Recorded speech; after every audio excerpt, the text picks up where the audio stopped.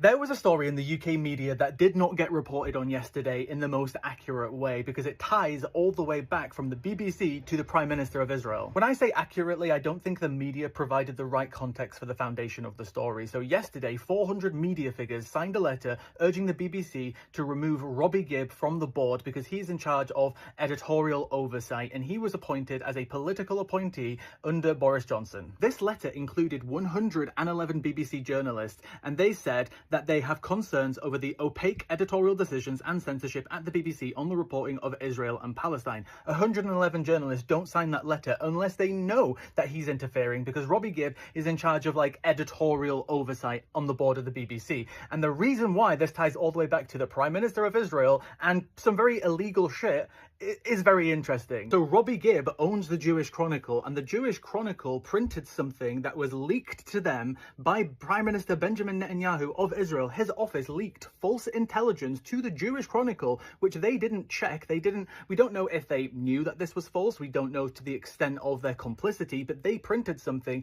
which they didn't check properly, which misled the public on the war to keep the war going. The guy from the Prime Minister's office in Israel, Eli Feldstein, he's been indicted for this. He is currently indicted. He's also been investigated for another scandal, another corruption scandal, where his office, and the Prime Minister of Israel are being investigated for working with foreign agents from Qatar. He was literally arrested just a few months ago. So why is it a guy who owns a newspaper which has direct contact, direct association with the Prime Minister's office in Israel, why is he working on the board of the BBC, overseeing editorial decisions, which 111 BBC journalists have now signed a letter saying that he is interfering, that he is literally interfering? So yeah, there you go. There's the actual real story about who Robbie Gibb is, which no one in the Western media has actually published this full story.